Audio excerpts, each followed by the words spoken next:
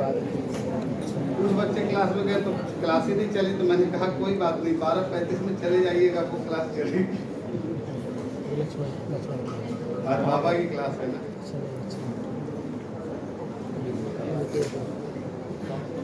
मैं सोच रहा हूँ कि आज बैठ के ही पढ़ाऊँ। जी सर, आप काफ़ी थक गए हैं।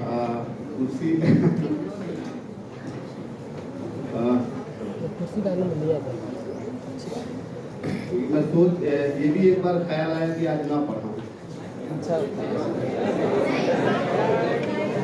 नहीं, मतलब नहीं आता तब नहीं पढ़ाता, लेकिन फिर ख्याल आया कि नहीं, ऐसा कैसे हो सकता है। मैंने क्वेश्चन पूछा हैं? किसके कारण? लंबी छुट्टी के कारण नहीं, थोड़ा इतना ज्यादा घूम लिया कि जो है उसके बाद बीमारी पड़ गई। पता नहीं सर, अब देख लीजिए कितने लोग लौटे नहीं हैं, लौटने वाले हैं।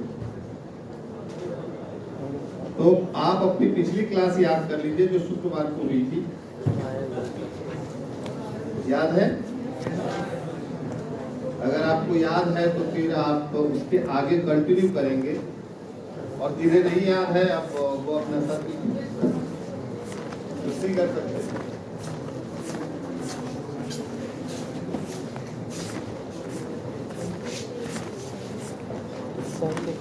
सारे वाद हो गए थे? कोई बताए? अभिषेक बता दे, वाद सारे पढ़ लिए थे? यस सर, हो गया था। क्या कहा था अगली कक्षा में पढ़ाने के लिए? कहा था कि एक क्लास मंडे को और लेंगे, एक बातचीत करेंगे, और उसमें संभवतः ये जो सैद्धांतिकी है ये खत्म हो जाएगी।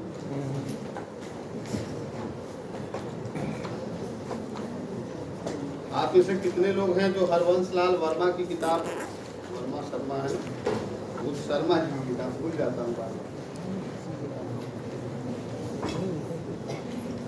पढ़ गए हैं? अगले बरस तक पढ़ लीजिएगा, आराम से बैठ जाइए ना, कॉपी वगैरह निकाल करके लिखना पड़ेगा आज आपको। कॉपी निकाल लीजिए।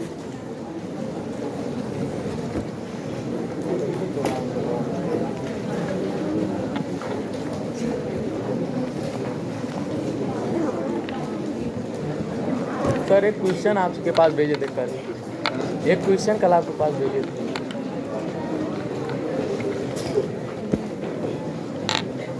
उस पर बाद में बात कर लेंगे ना, अभी करेंगे तो फिर क्लास पूरी खत्म हो जाएगी।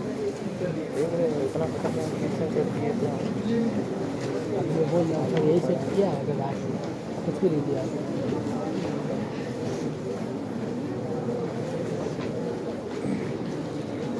हम लोगों ने आस्तिक दर्शन और आस्तिक दर्शन में फिर भेदवाद के बाद जो वर्णन है वो तो पढ़ लिया था, लेकिन अब हमें एक और संदर्भ जोड़ लेना है उसमें, और वो संदर्भ ये है कि जो कृष्ण भक्ति धारा है,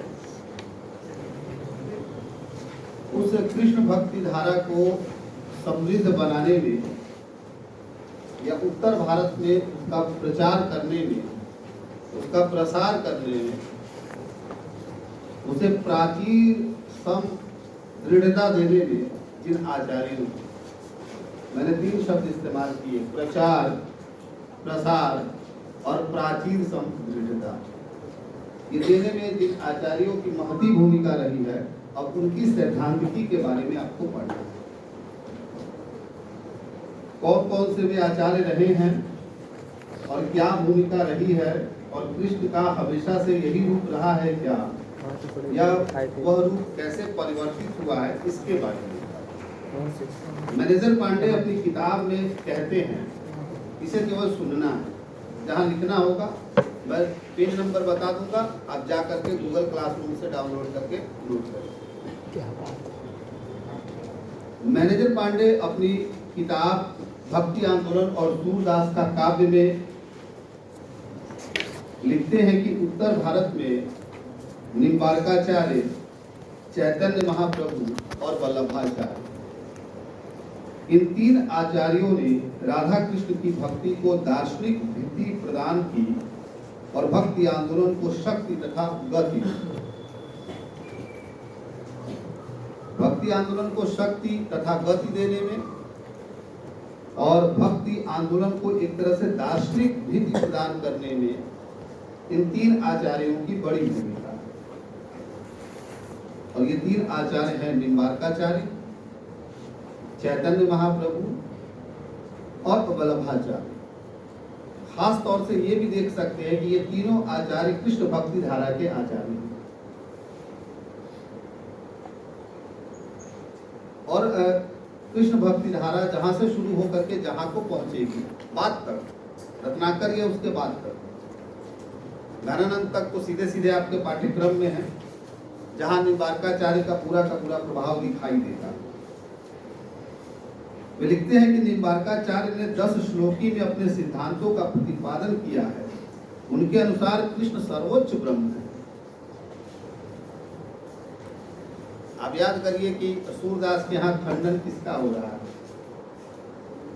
ब्रह्म का खंडन हो रहा है। और ब्रह्म कौन सा? निर्गुण ब्रह्म। निम्बार्काचार्य कहते हैं, और आगे बढ़ जाएगी, कोई दिक्कत नहीं है। और ये भी आपको ध्यान रखना पड़ेगा कि निम्बार्काचार्य का जो समय है या उसके आसपास का जो समय है, सूर्य के समय से बहुत पहले का समय। लेकिन ये भी ध्यान रखना होगा कि जब निम्बार्काचार्य या रामानुजाचार्य का समय है, तो उत्तर भारत में लगभग निर्गुण भक्ति अभी अस्तित्व में आ रही है, आई रही है। सिद्धों का समय तो बीत रहा है, नाथों का भी बीत रहा है, जैन साहित्य भी रचा जा रहा है। हिंदी साहित्य के इतिहास में आप पढ़ रहे होंगे। और नाथ साहित्य से अद्वैतवादी जो परंपरा है वो कबीर तक आ रही है, हठयोग की परंपरा आ रही है। लेकिन निर्गुण भक्ति शाखा के पहले आदि और प्रतिनिधि कवि के तौर पर कबीर आते हैं। और कबीर से बहुत पहले का समय उनका है। ब्रह्म का जो कॉन्सेप्ट है, उनकी जो अवधारणा है, उसे आप अलग तरह से देखिए। तो कहा कि उनके अनुसार कृष्ण सर्वोच्च ब्रह्म है, जो अरविंद नयन है, विघ्न अव्ययी है, कल्याण राशि, गुणयुक्त और दोष विमुक्त हैं, दृश्य भानुजा राधिका सौंदर्य ज्योति पुंज हैं, कृष्ण के वामंग में विराजमान हैं, अपनी छह विद्युति के आलोक विकीर्ण करती हैं, से आलोक विकीर्ण करती हैं और हजारों सखियों से सेवित हैं तथा सदा मनोवांछित वस्तु प्रदात्री हैं। कृष्ण के पादारविंद की अर्चना सेवा मुक्ति का एकमात्र उपाय है तथा कृष्ण की आराधना ब्रह्मा शिव आदि भी करते हैं। ये मैंने पांडे नहीं मान रहे, मतलब ये निम्बार्काचार्य का मानना है। इतना शीर्ष स्थान दिया है। रामचरितमानस में ये दिखता है कि शिव राम की आराधना करते हैं और राम शिव की करते हैं। लेकिन निम्बार्काचार्य ऐसा कहते हैं कि हमारे जो कृष्ण हैं उनकी आराधना ब्रह्मा शिव आदि भी करते हैं। इस प्रकार निम्बार्क ने दर्शन के सहारे राधा कृष्ण को अनुभूति के अतिरिक्त ज्ञान और ध्यान का विषय बनाया। अब जो महत्वपूर्ण बात थी वो ये थी कि निम्बार्काचार्य ने राधा कृष्ण की अनुभूति पर ही बल नहीं दिया या उनके केवल युगल रूप की ही उपासना नहीं की, बल्कि उन्होंने ज्ञान और ध्यान का भी क्या है एक तरह से विषय किसको बना दिया? कृष्ण को या राधा कृष्ण को बना दिया। कह सकते हैं कि उस अनुभूति को दार्शनिक पृष्ठभूमि या धरातल प्रदान। ये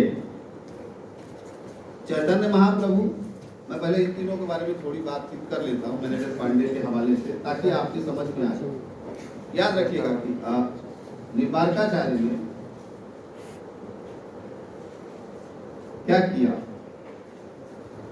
10 श्लोकी में अपने सिद्धांत का प्रतिपादन करते हुए कृष्ण को सर्वोच्च पद पर बिठाया और यह बताया कि इनकी उपासना या आराधना जो है ब्रह्मा शिव आदि भी करते हैं। यह भी बताया कि यह सिर्फ अनुभूति का विषय नहीं है, दरअसल ज्ञान और ध्यान का भी विषय है।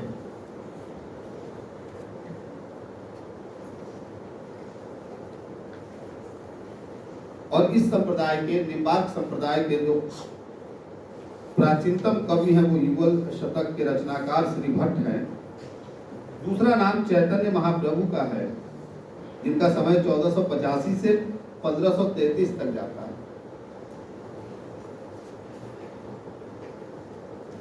चैतन्य के बारे में माना जाता है कि ये भावुकता और आत्मिक उल्लास के मूर्त रूप थे। जिनके पास फर्नीचर पांडे वाली किताब हो, पेज नंबर 78 निकाल कर रख सकते हैं, देख सकते हैं। तो कहा कि ये भावुकता और आत्मिक उल्लास के मूर्त रूप थे।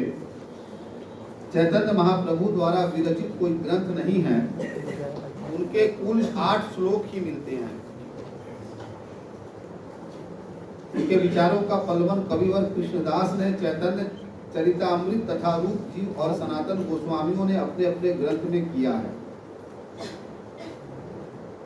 भंडारकर ने उनके विचारों का सारांश देते हुए कहा है कि कृष्ण देवाधिदेव हैं। आप जानते हैं कि आजकल महादेव सीरियल चल रहा है और बहुत फेमस है, आपके घरों में देखा जाता होगा, दादी अम्मा खूब देखती होंगी। तो उसमें देवाधिदेव किसको कहा जाता है? महादेव को। चैतन्य प्रभु को मानने वाले और उनके शिष्यों ने और उनका भंडारकर ने जब विश्लेषण किया तो लिखा कि कृष्ण देवाधिदेव हैं, मूर्तिमान सौंदर्य हैं, प्रेम परक हैं। उनकी 3 शक्तियां हैं और वो 3 शक्तियां कौन सी हैं कि परम ब्रह्म शक्ति है वो, माया शक्ति है वो और विलास शक्ति। ये तीनों। विलास शक्ति 2 प्रकार की होती है। एक प्रभाव विलास, जिसके माध्यम से गोपी विलास के समय कृष्ण एक से अनेक होकर प्रत्येक गोपी के साथ क्रीड़ा करते हैं। दूसरी वैभव विलास, जिसके द्वारा वे चतुर्युग का रूप धारण करते हैं। चैतन्य मत के अनुसार जो है क्या है, प्रेम और लीला ही महत्वपूर्ण है। इसलिए कहते हैं कि चैतन्य महाप्रभु एकदम आनंद विभोर हो जाते थे कृष्ण का वर्णन करते हुए या उनके ऊपर अपने पद गुनगुनाते या गाते हुए।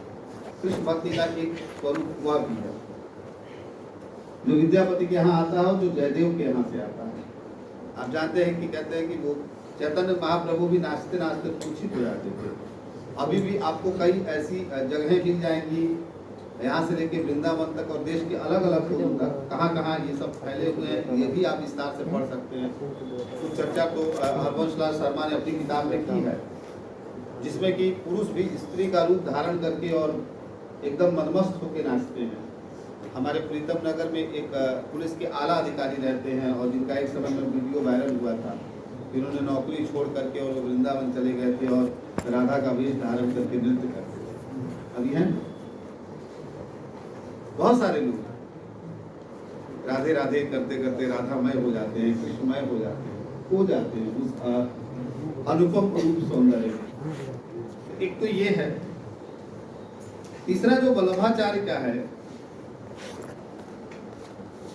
वल्लभाचार्य ने ब्रज प्रदेश में कृष्ण भक्ति को सुसंगठित किया, व्यवस्थित रूप दिया और वो फिर आगे चल करके उत्तर भारत की तरफ आया। शुद्धाद्वैतवाद जो सिद्धांत था या जो सिद्धांत विष्णु स्वामी ने रखा था, आगे चल करके उस सिद्धांत को वल्लभाचार्य के नाम से ही प्रसिद्धि मिली और वल्लभ संप्रदाय बन गया वो, जिसमें पुष्टि मार्ग की स्थापना की उन्होंने। 8 कवि अपने और अपने संतान की परंपरा से रखा और फिर बताया कि जो है मुक्ति का द्वार कैसे है और कृष्ण भक्ति को प्रचारित किया। तो मैं बताना बस इतना ही चाहता था कि निम्बार्क, वल्लभ और चैतन्य ने राधा वल्लभ कृष्ण के स्वरूप की जो दार्शनिक मीमांसा की, उसी को रूप गोस्वामी ने उज्ज्वल नीलमणि तथा भक्ति रसामृत सिंधु द्वारा उसका विवेचन किया। ये वही रूप गोस्वामी है जिनकी चर्चा आती है और ये जिनकी चर्चा मीरा के पास आएगी पढ़ते हुए मीरा को, कि मीरा यही जाती है और कहती है कि मुझे मिलना है, तो कहते हैं कि मैं किसी स्त्री से नहीं मिलता, मैं तो कृष्ण भक्त हूँ। तो फिर मीरा छटा के हंसती है और कहती है कि आज पहली बार पता चला कि कृष्ण के अलावा इस सृष्टि पर कोई पुरुष नहीं है। तो वो एक दूसरा शब्द है। तो ये इसलिए कि आप जब सूरदास के यहाँ भक्ति पढ़ रहे हैं, या जब सूरदास के हवाले से भक्ति पढ़ रहे हैं, जब आप भ्रमर गीत सार पढ़ रहे हैं, तो जाहिर सी बात है कि ये अष्टछाप का सबसे शीर्ष और प्रतिनिधि कवि है सूरदास, जिन्हें आप पढ़ रहे हैं। और पढ़ते हुए आप या तो वात्सल्य का वर्णन पढ़ रहे हैं, या फिर राधा कृष्ण के बीच का जो प्रेम वर्णन है वो पढ़ रहे हैं, या फिर जो भक्ति के प्रति जो दृढ़ता है गोपियों की और जो तार्किकता है जिससे वो उद्धव को पराजित कर रही है वो आप पढ़ रहे हैं। इतना सब कुछ पढ़ते हुए भी हो सकता है कि आपसे अगर पूछा जाए कि अच्छा बताइए कि कृष्ण भक्ति धारा की कोई दार्शनिक पृष्ठभूमि है क्या? अच्छा बताइए कि कृष्ण भक्ति धारा तो पहले भी थी, जाहिर सी बात है कि विष्णु के जो है भक्त तो पहले से मौजूद थे, दक्षिण भारत में थे, और भक्ति का सोता उधर से आया था, अलवार थे ही थे, भंडाल आप जान ही रहे हैं कि बहुत प्रसिद्ध भक्तन है उस परंपरा की। तो वहां से यहाँ तक ये कैसे आ गए, इसका उत्तरोत्तर विकास कैसे हुआ, किस तरह से ये विकसित हुई, इसे आपको समझने के लिए इनको जानना पड़ेगा।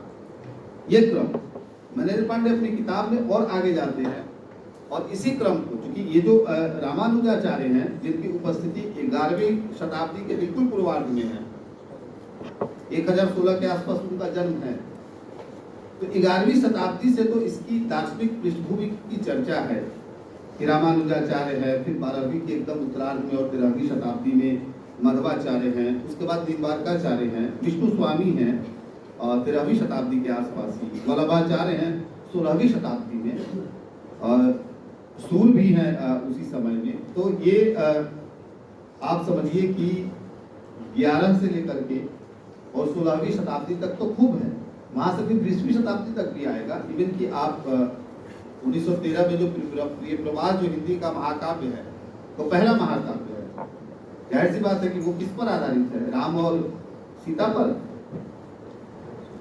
बोलेंगे नहीं, इसलिए नहीं बोलेंगे कि कभी पलट के देखा ही नहीं, कभी उसके बारे में पढ़ा ही नहीं। ये प्रवास किस पर आधारित है? अच्छा चलिए, कम से कम डाउट के बाद थोड़ा सा खुला। तो विप्रवास में विप्रवास 20वीं शताब्दी की रचना है।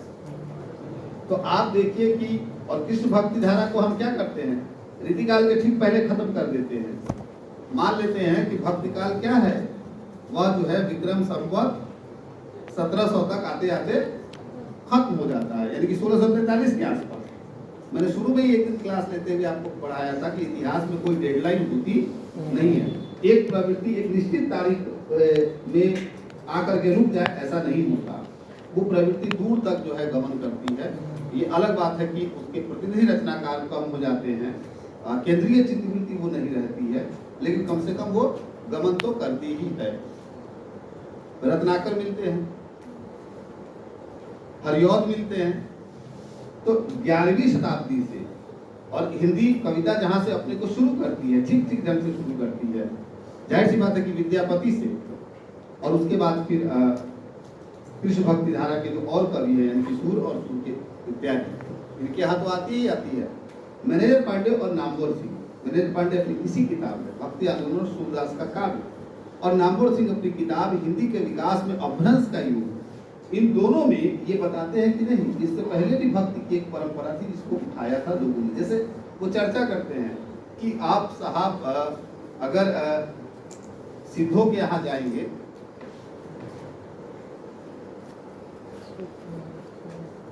या सिद्ध छोड़ दीजिए, जैन के यहाँ, सिद्ध के यहाँ तो नहीं, जैन के यहाँ, जैन के यहाँ जाएंगे, जैन कवियों के यहाँ, जैसे कि जैन कवि में स्वयंभू के यहाँ जाएंगे, पुष्पदंत के यहाँ जाएंगे, तो आपको जो है क्या है, कृष्ण भक्ति की परंपरा या कृष्ण भक्ति का संदर्भ मिलेगा।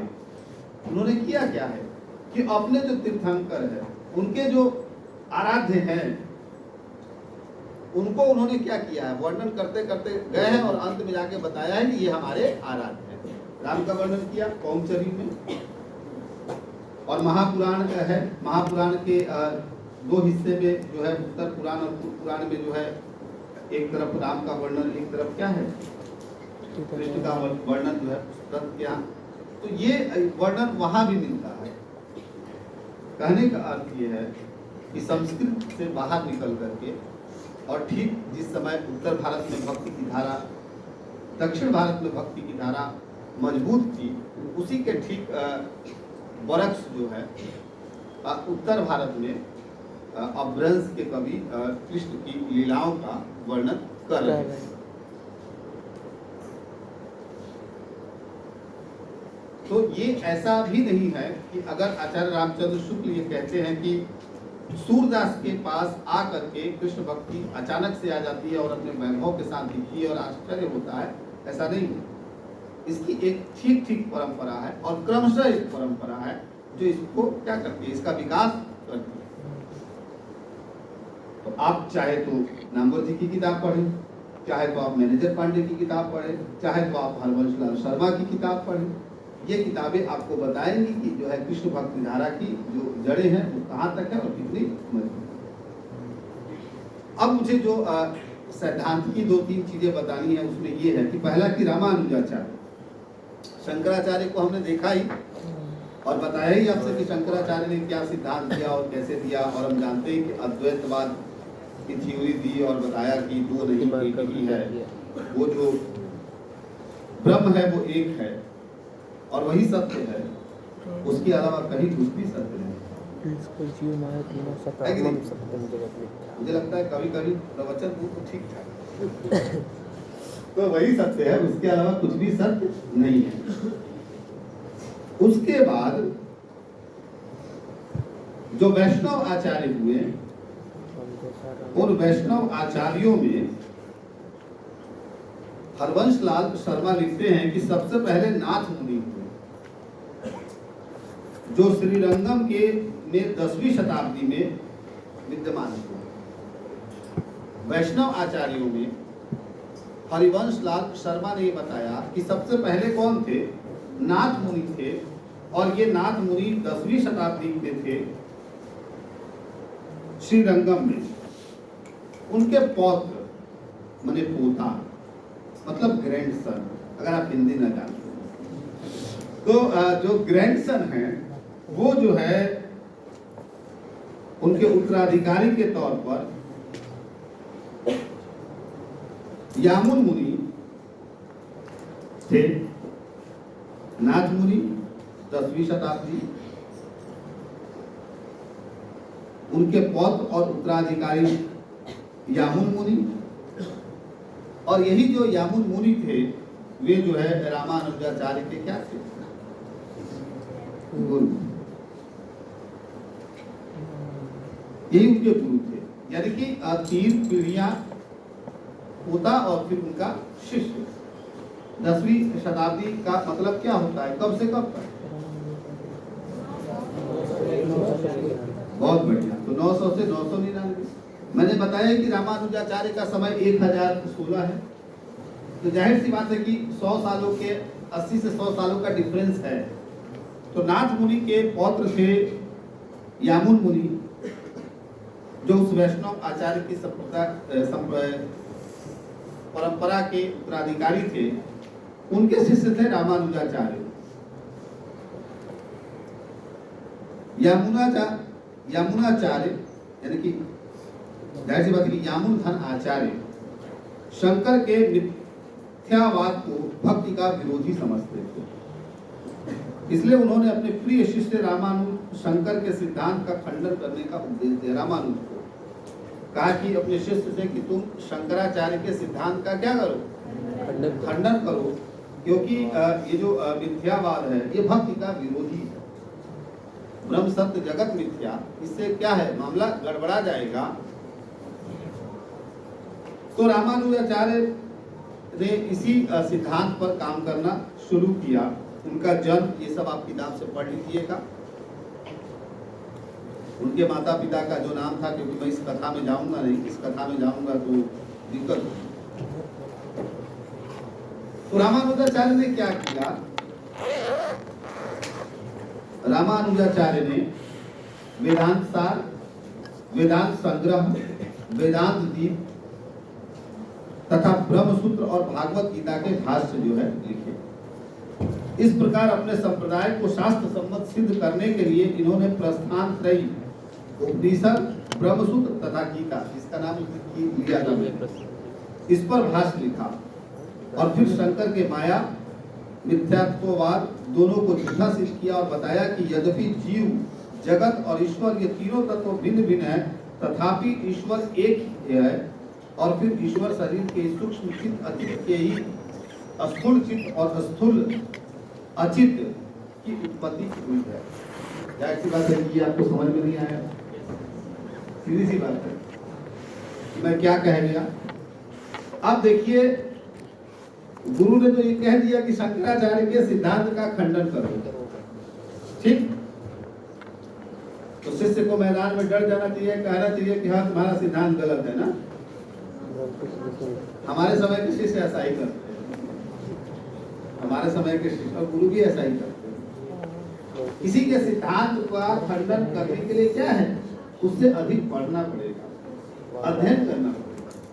तो सबसे पहले रामानुजाचार्य ने क्या किया, प्रस्थान त्रयी, यानी कि पहले उन्होंने उपनिषद, ब्रह्मसूत्र, गीता, इस पर भाष्य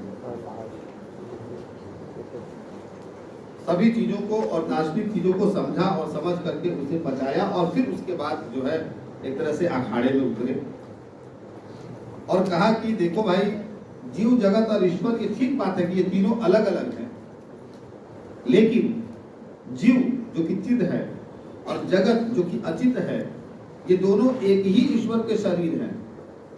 अतः चिद विशिष्ट ईश्वर एक ही है और फिर ईश्वर शरीर के सूक्ष्म चित्त अचित में ही निवास करता है। कहा कि ये तीनों क्या है, अलग तो हैं, जीव, जगत, ब्रह्म, ईश्वर यानी कि ब्रह्म, जीव, जगत, ब्रह्म अलग अलग है, ये बात तो ठीक है। लेकिन जो जीव है और जो जगत है, ये दोनों क्या है, ईश्वर के शरीर में, ब्रह्म के शरीर में ही क्या है, एक तरह से स्थूल रूप से जो है उसकी उत्पत्ति वहीं से हुई है या उसके शरीर से हुई है या विद्यमान है। तो कैसे अलग हुआ? इसी आधार पर आगे चल करके ये कहा, जिसको तुलसी अपने मानस में उसी भाव को प्रकट करते हुए बताते हैं कि ईश्वर अंश जीव अविनाश, कि ईश्वर का ही अंश है कौन, जीव। ये जगत अगर उस प्रत्यय का ही एक तरह से दृष्टिगोचर रूप है, ये जो वस्तु संसार है, तो इसका मतलब है कि क्या है, इसकी निर्मित उसी से हुई है, उसका अंश ही है ये, तो फिर मिथ्या कैसे हो गया? तो वही जो है अद्वैतवाद को स्वीकार किया। पहले पंक्ति में ध्यान रखिए, कहा कि तीनों भिन्न हैं, इस तरह से तो अद्वैत है लेकिन जो है क्या है, तीनों भिन्न है लेकिन उसी के है। पर उसमें ये जोड़ दिया कि विशिष्ट है। विशिष्ट कैसे है, तो वही जोड़ा, कहा कि यह मत तत्व ज्ञान की दृष्टि से तो विशिष्टाद्वैत कहलाया, परंतु आचरण की दृष्टि से इसमें भक्ति का ही प्राधान्य रहा। इस प्रकार रामानुजाचार्य ने शंकर मत के अद्वैत ज्ञान के स्थान पर विशिष्टा अद्वैत और संन्यास के स्थान पर भक्ति की प्रतिष्ठा की। वहां संन्यास महत्वपूर्ण था, यहाँ भक्ति महत्वपूर्ण हो गया। वहां अद्वैत था और यहाँ विशिष्ट अद्वैत महत्वपूर्ण हुआ। ये योगदान था।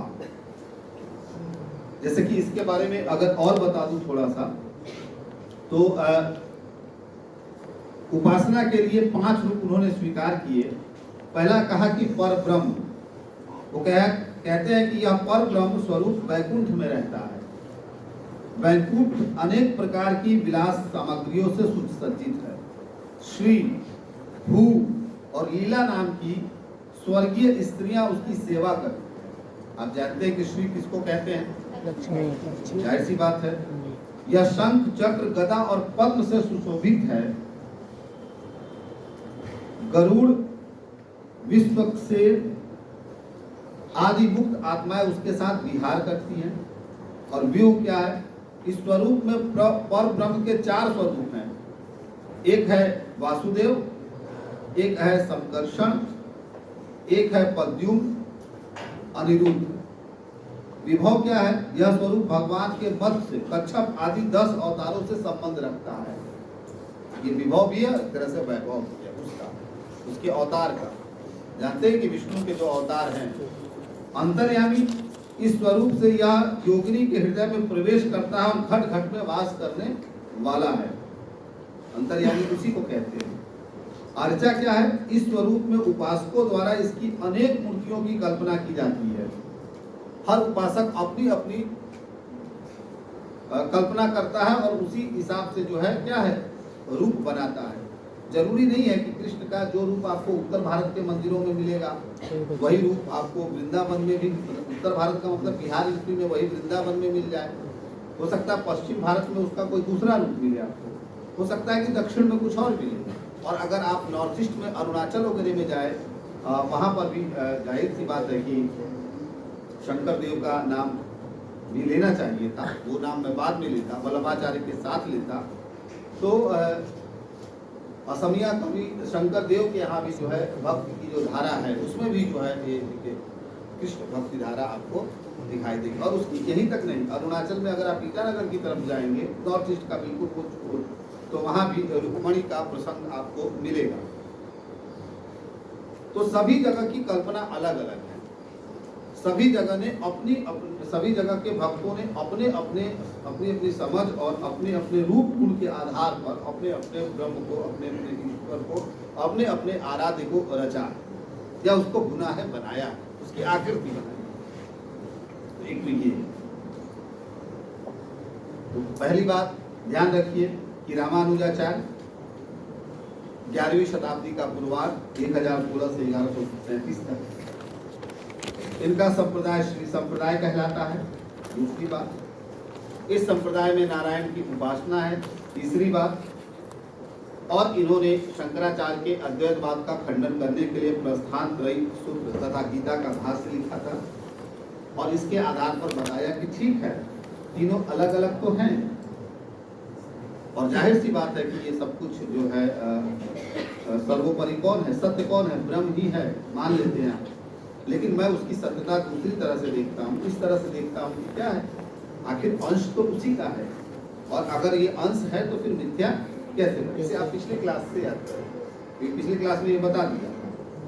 और ये करते हुए फिर उन्होंने उनके संबंधों को बताया और रामानुजाचार्य के सिद्धांतों के अध्ययन से हम इस निष्कर्ष पर पहुंचते हैं कि भक्ति मार्ग के परिनिष्ठित स्वरूप की स्थापना सबसे पहले रामानुजाचार्य ने ही की। भक्ति मार्ग का जो परिनिष्ठित, प्यूरिफाइड, एकदम जिसको कह सकते हैं क्लासिक, जो एकदम आरंभिक जो रूप है वो रामानुजाचार्य के यहाँ है। और भक्ति के इस स्वरूप ने उत्तर भारत के भक्ति आंदोलन को पूर्णतः प्रभावित किया। रामानुज संप्रदाय के अनुयायियों की संख्या उत्तरी भारत में इतनी नहीं है जितनी दक्षिण भारत में। आगे वैष्णव मत ने जितने भी प्रचारक हुए, वैष्णव मत में सभी शंकर के माया मिथ्यात्व के सिद्धांत का खंडन कर भक्ति की स्थापना की। परंतु सिद्धांत रूप से रामानुजाचार्य का मत एक प्रकार से शंकर के मत से समझौता ही था, क्योंकि अंतोगत्वा कर्म आचरण से चित्त शुद्धि होने के पश्चात ज्ञान की प्राप्ति होने पर संन्यास ग्रहण कर ब्रह्म चिंतन में लगा रहना शंकर या प्रेम पूर्वक वासुदेव भक्त के तत्पर रहना ये इसको अभी आप अपनी समझ से बाहर रखिए। कुल मिला के क्या हुआ कि रामानुजाचार्य ने ही एक तरह से भक्ति आंदोलन को आगे बढ़ाने का काम किया। ये भी हरवंश लाल शर्मा अपनी किताब में लिखते हैं कि रामानुजाचार्य के शिष्य अधिक उत्तर भारत में नहीं है। कहाँ है? दक्षिण भारत में। इसलिए आप याद करिएगा कि उत्तर भारत में जिन लोगों ने कृष्ण भक्ति धारा को प्रचारित किया या प्रसारित किया, उसमें 3 शिष्यों का नाम मैंने पहले ही लिया था। निम्बार्काचार्य का नाम लिया था, दूसरा चैतन्य महाप्रभु का नाम लिया था और तीसरा नाम लिया था किसका? वल्लभाचार्य का। और दूसरा नाम जो इस कड़ी में आता है वो है मध्वाचार्य का। मध्वाचार्य का समय 1197 से लगभग 1276 ईस्वी के आसपास का समय है। इन्होंने इनके संप्रदाय को ब्रह्म संप्रदाय कहते हैं, इसे द्वैत संप्रदाय भी कहते हैं। आप नोट करिए, देखिए मत केवल मेरी शक्ल, मैंने पहले ही कहा था कि कॉपी कलम निकालिए। कि ब्रह्म संप्रदाय कहते हैं, मतलब अभी तक आप इंतजार कर रहे थे कि मैं दोबारा कहूँ। धन्य है आप। तो मध्वाचार्य हैं, ब्रह्म संप्रदाय इनका संप्रदाय है, इसे द्वैत संप्रदाय भी कहते हैं। और इन्होंने जो है एक तरह से भगवत पुराण को ही जो है क्या है आधार बनाया अपनी भक्ति का। मध्वाचार्य का समय 1197 से 1276 लगभग ये हो सकता है कि दूसरी किताबों में अलग अलग हो।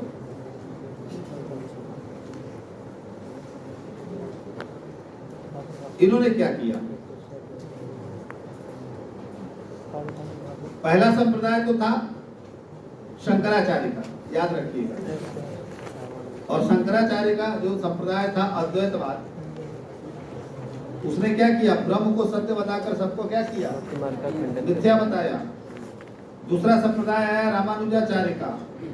रामानुजाचार्य ने क्या किया? जाहिर सी बात है कि वो जो मिथ्या मानने वाली चीजों का खंडन किया और अंश के रूप में स्वीकार किया। अब तीसरा संप्रदाय मध्वाचार्य का आया। वर्मा जी लिखते हैं कि माया को किसी रूप में मिथ्या मानकर चलने वाले संप्रदायों का खंडन कर भगवत भक्ति को ही सच्चा मोक्ष साधन बतलाने वाले इस रामानुज संप्रदाय के पश्चात एक तीसरा संप्रदाय निकला, जिसको द्वैत संप्रदाय या एक तरह से ब्रह्म संप्रदाय कहते हैं, और जिसके प्रवर्तक हुए आचार्य मधव यानी कि मध्वाचार्य।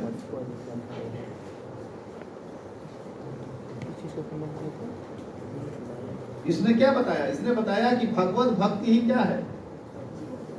सच्ची मुक्ति का माध्यम है। अगर आप भगवत भक्ति करते हैं तो आपको मोक्ष मिल सकता है। इसलिए मैंने पहले भी कह दिया आपसे कि जो भगवत पुराण है उसी को एक तरह से अपनी भक्ति का, अपने सिद्धांत का आधार बनाया और बताया कि जो है भगवत भक्ति ही श्रेष्ठ है। आचार्य मधव का जीवन चरित्र माधव विजय में, जिसका संपादन त्रिविक्रम के पुत्र नारायण द्वारा हुआ था, उसमें विस्तार से ये लिखा हुआ है। जन्म क्या है, कब है, ये आप देखिएगा, बता भी दिया वैसे।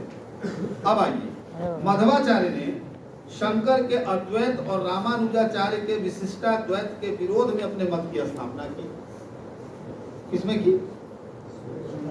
उनके विरोध में अपने मत की स्थापना की। और विरोध में मत की स्थापना की यानी कि कहा कि भगवत पुराण की क्या है? श्रेष्ठ है या आधार है। उन्होंने ईश्वर, जीव और प्रकृति के 5 भेदों पर विशेष रूप से चर्चा की या विचार किया। कि मध्वाचार्य ने ईश्वर, जीव और प्रकृति के 5 भेदों पर विशेष रूप से विचार किया। और ये 5 भेद क्या थे? याद करिएगा कि पिछले दिन दर्शन पढ़ाते हुए भी वो भेद मैंने बताए थे, लेकिन फिर से अगर आप अपने स्मरण में लाना चाहे तो सुन सकते हैं। ये 5 भेद थे: ब्रह्म और जीवात्मा का भेद, ब्रह्म और जड़ जगत का भेद, जीवात्मा और जड़ जगत का भेद, एक जीवात्मा और दूसरी जीवात्मा का भेद, एक जड़ पदार्थ और दूसरे जड़ पदार्थ का भेद। मैं फिर से कह ही दूंगा, आप लिख लीजिए कि ब्रह्म और जीवात्मा का भेद, ब्रह्म और जड़ जगत का भेद, तीसरा जीवात्मा और जड़ जगत का भेद, चौथा एक जीवात्मा और दूसरी जीवात्मा का भेद, पांचवा एक जड़ पदार्थ और दूसरा जड़ पदार्थ का भेद। सृष्टि की रचना के विषय में उन्होंने वैशेषिक शास्त्र को आधार माना, ब्रह्म को उन्होंने असंख्य गुणों का आधार माना और उसके कार्य विधान को 8 श्रेणियों में विभाजित किया। ब्रह्म के कार्य विधान कितने श्रेणी में रखे उन्होंने? 8 में। उत्पत्ति, पालन, लय, नियंत्रण, आवरण, बोधन, बंधन, मोक्ष। 12। इधर जाने की जरूरत नहीं। ये काम मध्वाचार्य ने कर दिया। यानी कि जो कहा ना कि ये क्या है, द्वैत संप्रदाय है, अद्वैत संप्रदाय नहीं। इसने दो बता दिए, सब अलग अलग, एक दूसरे से अलग है और दोनों का अलग अलग संबंध है, ये बताया। तो यहाँ पर पहली बार ऐसा हुआ कि शंकराचार्य में बहुत थोड़ी सी गुंजाइश तलाशी थी, किसने, रामानुजाचार्य। उन सारी गुंजाइशों को लगभग एक तरफ करके अपना अलग से एक रास्ता बनाया, किसने, मध्वाचार्य के बाद निम्बार्काचार्य। निम्बार्काचार्य का समय क्या था ये कोई तय नहीं माना जा रहा है या माना गया है। हरवंशलाल शर्मा भी लिखते ही हैं कि अभी तक कोई निश्चय नहीं है, क्योंकि भंडारकर ने अपनी हस्तलिखित पुस्तकों के आधार पर उनका निधन 1162 ईस्वी माना है। लेकिन पता नहीं ये सही हो कि ना हो, अलग अलग लोगों ने अलग अलग माना है। इनका जो संप्रदाय है वह है सनकादि संप्रदाय, सनकादि संप्रदाय।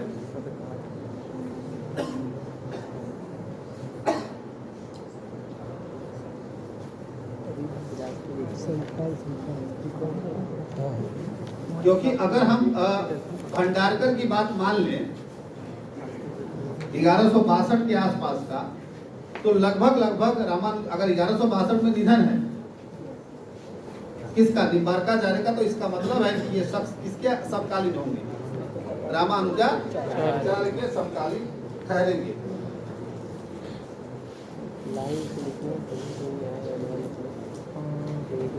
ऐसा माना जाता है कि ये जाति के तैलंग ब्राह्मण थे और इनका जन्म बेलरी जिले में निम्ब अथवा निम्बपुर ग्राम में हुआ था।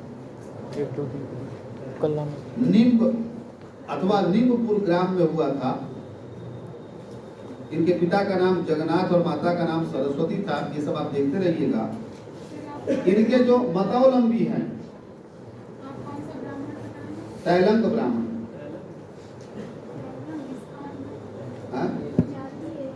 ये वहां की जाति, दक्षिण की। आप जैसे ब्राह्मणों में कई कोटि यहाँ है ना, कौन सरयू पानी और कौन सांडिल्य और कौन तो कौन अपने को ऊंचा बताता है, नीचा बताता है। और निराला ने तो लिखा ही है ना, कान्य कुलांगार खाकर पत्तल में करे छेद, माफ करिएगा, तो उसके बाद बाहर। तो ये वहां की जाती है। इसको अगर जानना हो बहुत अच्छे से तो मैं आपको सजेस्ट करूंगा कि आप दक्षिण भारत की व्यवस्था अगर जाननी हो तो एक कमाल का उपन्यास एमए में पढ़ाया जाता है, लेकिन यूआर अनंतमूर्ति एक लेखक हुए हैं कन्नड़ के और ज्ञानपीठ पुरस्कार मिला हुआ है। उनका एक उपन्यास है बहुत पतला सा, संस्कार, वो जरूर पढ़िएगा, सच में पढ़िएगा, आप एकदम खिल जाएंगे। यूआर अनंतमूर्ति, हाँ, क्यों इसमें दांत दिखा रहे हैं। वो लेखक इतना बड़ा है कि हिंदी के बहुत कम लेखक उसके आसपास भटक सकते हैं। भारतीय ज्ञानपीठ पुरस्कार से सम्मानित। बहरहाल ये छेपक था, अब इधर आइए। ये नाम आया तैलंग ब्राह्मण, मैंने लिख दिया, आप नेट पर सर्च करके देखिएगा, आ जाएगा कि तैलंग ब्राह्मण कौन होते हैं। खैर, इनके जो मतावलंबी हैं इन्हें विष्णु के सुदर्शन चक्र का अवतार मानते हैं। ध्यान रखिएगा, कभी भी किसी परीक्षा में पूछा जा सकता है कि इनमें से किस आचार्य को सुदर्शन चक्र का अवतार माना जाता है। याद रखिएगा, कभी भी, यहां से लेकर के एमए नेट तक।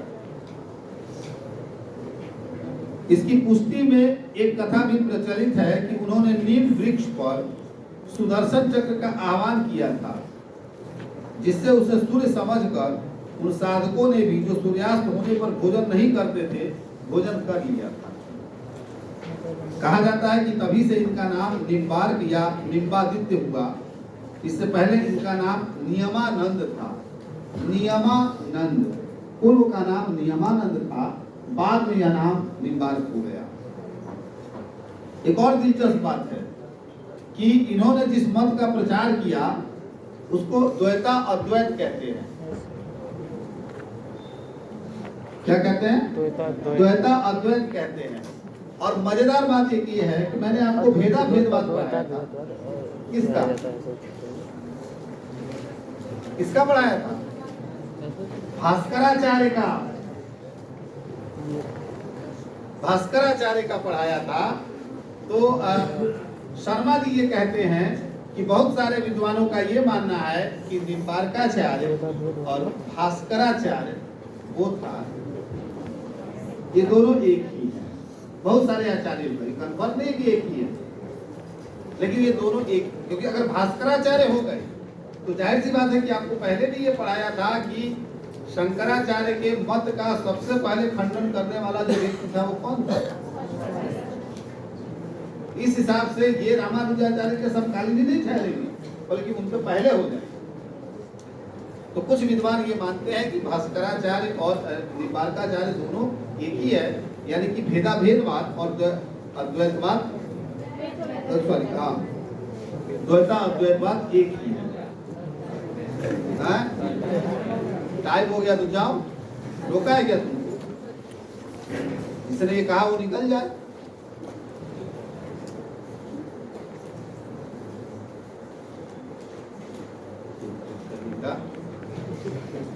इसको ढंग से भी बोल सकते हो, ऐसे टाइम हो गया बोल रहे हो जैसे नशे में हो।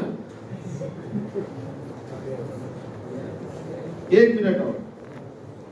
तो ये निम्बार्काचार्य का सिद्धांत था, और इसमें थोड़ा सा छूट ही जाएगा। चलिए कोई नहीं, कल कंटिन्यू करते हैं क्योंकि अभी लग जाएगा एक।